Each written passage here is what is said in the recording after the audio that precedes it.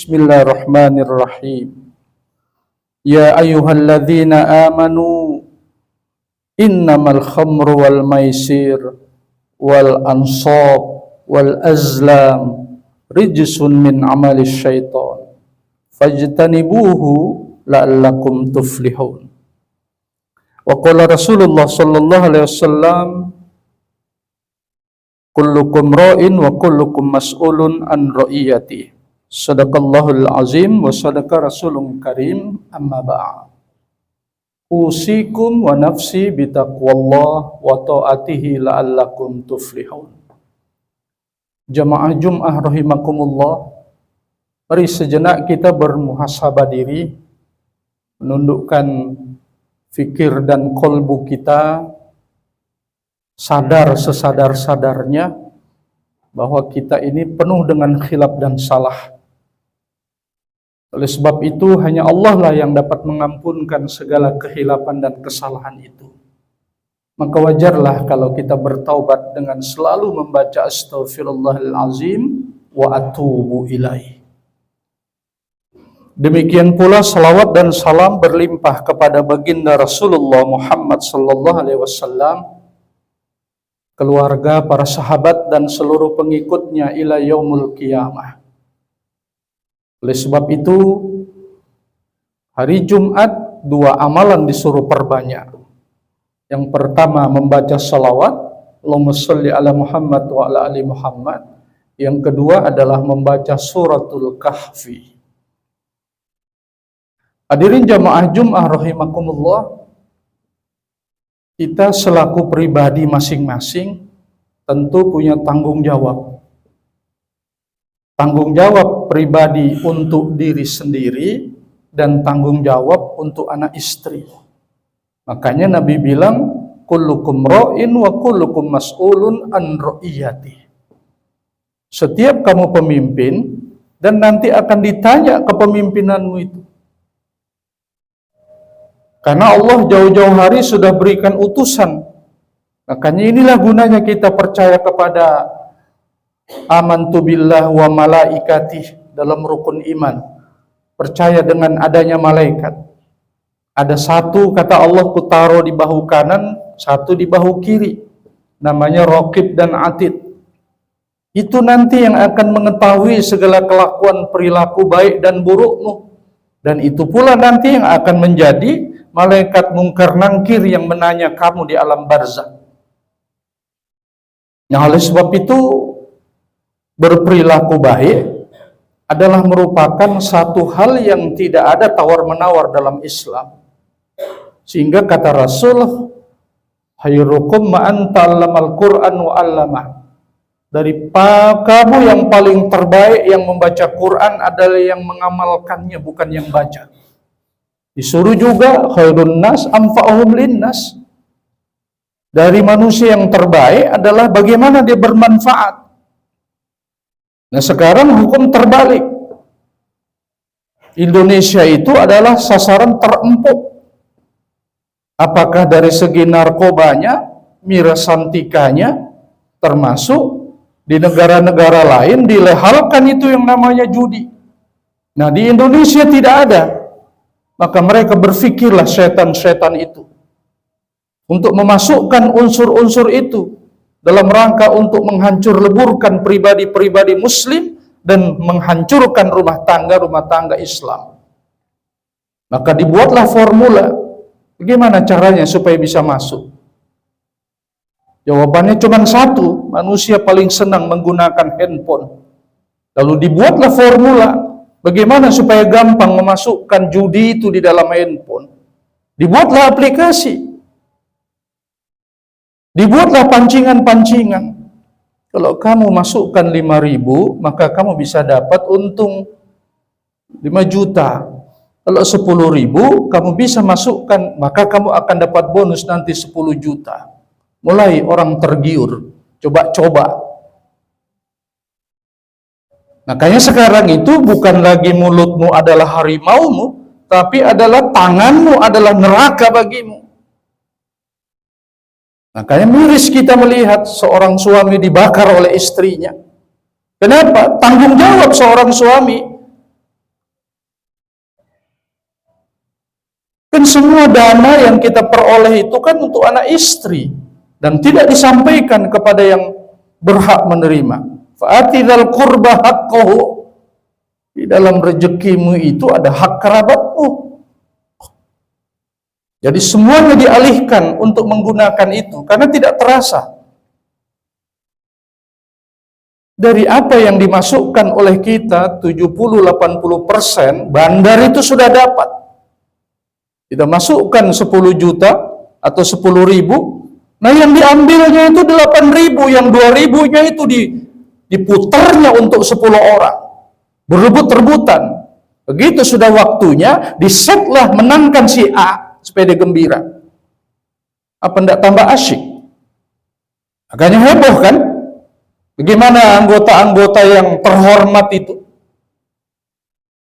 Begitu banyaknya mereka terlibat.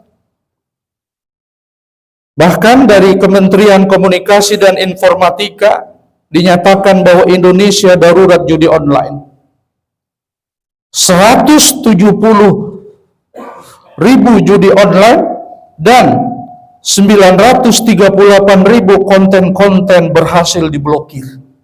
Dan Indonesia adalah ranking pertama judi online. Di Malaysia ada, di Singapura ada, lehal, Indonesia tidak ada. Maka dicarinya formula seperti itu. Innalillah wa inna ilaihi raji'un. Makanya kita bertanggung jawab untuk diri kita sendiri. Anggota dewan yang terhormat enak. Karena ada gajinya 40 juta. Tapi uang rapat, uang rises, uang jalan, itu tidak sampai kepada istri. Nah itu yang dia gunakan. Karena jalurnya sudah tidak benar, alhasil dari datangnya tidak baik, maka akan digunakan untuk jalan yang tidak baik. Nah kita yang tidak mengerti ikut-ikutan, main slot-slotan, karena enak asyik, terbawa.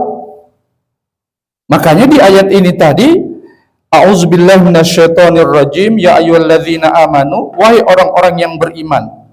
Ingat, setiap kali Allah menggunakan kalimat ya ayyuhalladzina amanu, ayat berikutnya itu pasti ada maunya Allah. Itu cirinya Quran. Yang kedua, tidak ada yang bisa ngamalkan ayat itu kecuali orang yang beriman. Tidak ada yang bisa selamat daripada apa yang disebut oleh Allah nanti kecuali orang itu amanu. Itu cirinya Quran kalau menggunakan ya ayyuhalladzina amanu. Lalu apa?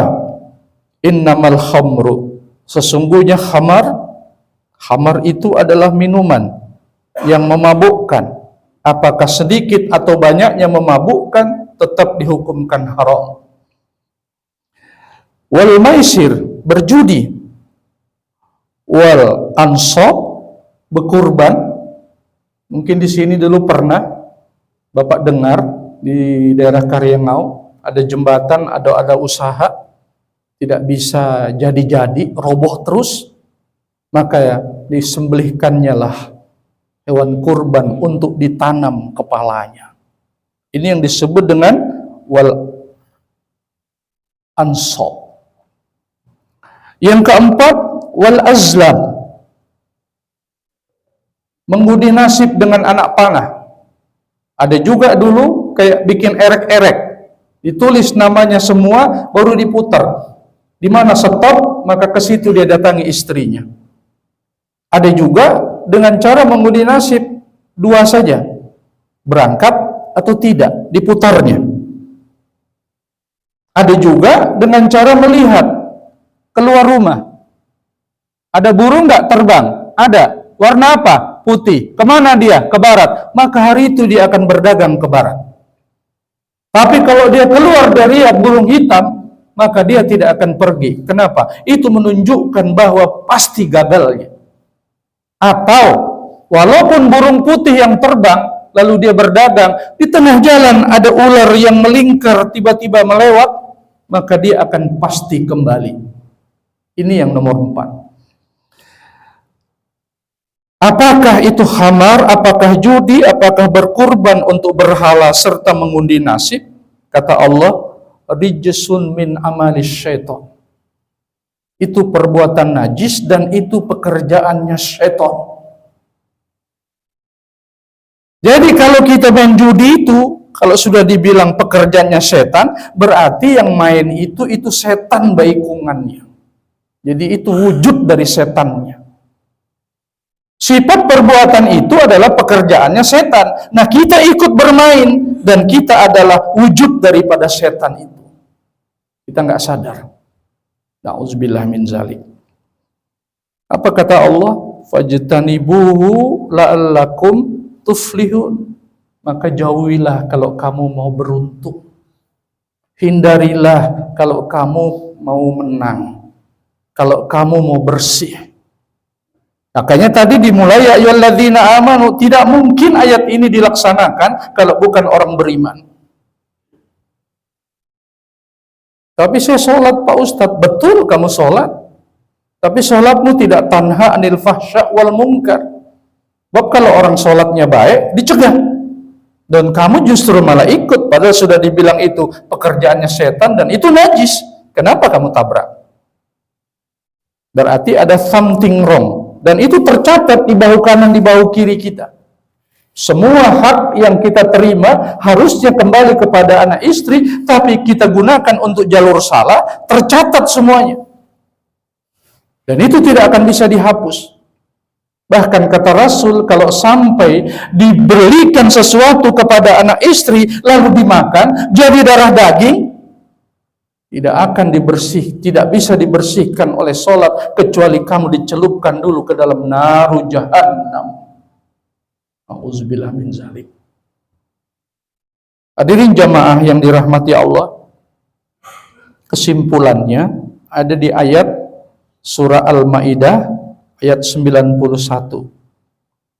Innama yuridu syaitanu ayyuki bainakumul adawatal wal baghdha fil khamri wal maisir wa yasuddakum an dzikrillah wa anis shalah fahal antum muntahun. Setan dengan kamu minum khamar dan berjudi itu hanya bermaksud untuk menimbulkan permusuhan dan kebencian di antara kamu dan menghalang-halangi kamu untuk mengingat Allah dan melaksanakan sholat. Maka apakah kamu tidak mau berhenti? Ini adalah peringatan keras dari Allah. Sholatmu tidak diterima, posisimu nanti dalam keadaan dipersiapkan mati dalam keadaan su'ul khotimah. Na'udzubillah min zalik. Oleh sebab itu, mari sama-sama kita senantiasa berlindung kepada Allah dari pekerjaan-pekerjaan yang tidak bermanfaat. Allahumma inna nas'aluka rizqan thayyiba wa ilman nafi'a wa amalan maqbula. Jelaskan itu doa. Kalau itu kita yakini, kita amalkan, maka perbuatan maksiat, kezoliman yang tidak bermanfaat akan diarahkan kepada Allah untuk jalan yang penuh dengan ridho dan barokahnya. Barakallahu li wa lakum fil Qur'anil azim wa nafa'ni wa iyyakum bima fihi minal ayati wa dzikril hakim. Aqulu qouli hadza astaghfirullah